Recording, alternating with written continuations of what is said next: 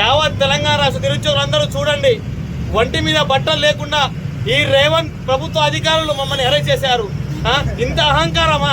మేమేం చేసామని 19,000 ఉద్యోగాలు ఇవ్వండి అని చెప్తే మా మీద కేసులు, మా మీద ఇలా సెక్షన్లు పెట్టి ఇలా మమ్మల్ని తోసే ప్రయత్నం చేస్తున్నారు. ఇది ఇప్పటికీ రేవంత్ రెడ్డి ప్రభుత్వానికి చర్మగీతం పాడినట్టే. దగ్గరలో కూడా రేవంత్ రెడ్డి గారు దిగిపోయి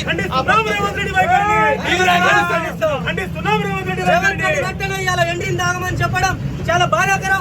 వెంటనే ఆ మాట వెనక్కి తీసుకొని తెలంగాణ నిరుద్యోగులకు క్షమాపణ చెప్పాలి రేవంత్ రెడ్డి. వెంటనే 19,000తో నోటిఫికేషన్ విడుదల చేయాలి, లేకుంటే నీకు అనాపాకాలను తూపుతాం రేవంత్ రెడ్డి అని చెప్పేసి హెచ్చరిస్తా ఉన్నావు. నువ్వు గుంపు మేస్త్రి అయితే గుంపు మేస్త్రి, నీ ముఠాకి గుంపు మేస్త్రి అన్నావు. వెంటనే నువ్వు బరాబర్గా 19,000 ఖాళీ రిలీజ్ చేయాలి, మా నిరుద్యోగులకు క్షమాపణ చెప్పాలని చెప్పి రేవంత్ రెడ్డికి హెచ్చరిస్తా ఉన్నాం.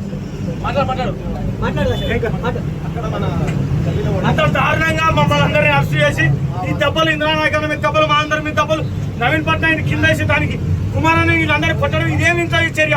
ప్రజాస్వామ్యంలో ఇదా ఇంత దాష్టికంగానా? ప్రజాప్రభుత్వమా ఇది? అమపాష ప్రభుత్వమా? నిరుద్యోగులు కొట్టేదా? ఈ మేమే కదా మీకోసం మా ముఖాన్ని తెలుసు కదా రేవంత్ రెడ్డి గారు. మేము కదా ఇదే ఇంద్రాన్న కదా బస్ యాత్ర చేసింది, ఇదే నవీన్ పట్నాయక్ కదా భూపాలపల్లి మొత్తం తిరిగి ప్రచారం చేసింది, ఇదే కుమారన్న కదా కొత్తగూడ ప్రచారం చేసింది. మేమందరం ప్రచారం చేసి ఆ రోజు రాత్రి దెబ్బలు తిన్నాం అవతల పార్టీ వాళ్ళతో. ఈ రోజు మిమ్మల్ని అధికారాలు తీసుకొచ్చినందుకు ఇంత ఘోరంగా బట్టలు చిరిగేలా కొడతారా? ప్రజాపాలన అన్నావు కదా, ప్రజాపాలన ప్రశ్నిస్తే ప్రివెంటివ్ అరెస్ట్ చేస్తున్నావు. ఇదా నీ వైఖరి? మేము ఏమైనా అనుభవం పడుకుని తిరుగుతున్నామా? మా చేతుల్లో ఆయుధాలు ఉన్నాయా? వినతి పత్రం మాత్రమే ఉన్నాయి కదా. మా చేతుల్లో అనుభవాలు ఉన్నాయా? మా చేతిలో కేవలం 0.5 గ్రాములు ఉన్నటువంటి ఇంకు పెళ్లి ఉన్నాయి కదా. మరి మేము ఏం చేసినట్టు అరెస్ట్ చేస్తున్నావు? ఈ అరెస్టుతో నువ్వు మా గొంతు నొక్కలేవు.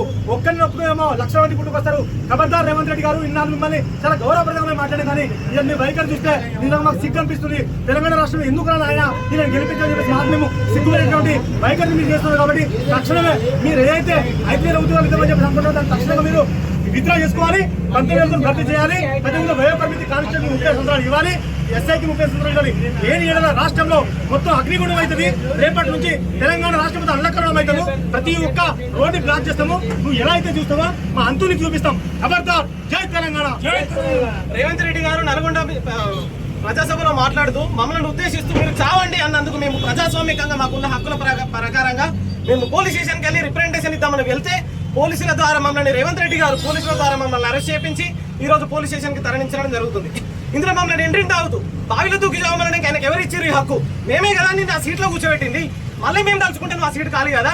మమ్మల్ని ఎందుకు ఉద్దేశిస్తే ఈ విధంగా మాట్లాడుతున్నాము అని మేము ఇప్పుడు హెచ్చరిస్తున్నాము.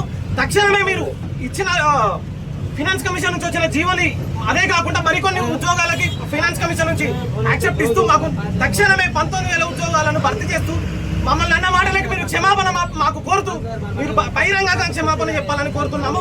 దీనిపై పోలీసు వారు చట్టారీత్యా చర్య తీసుకుని మాకు న్యాయం చేయగలరు.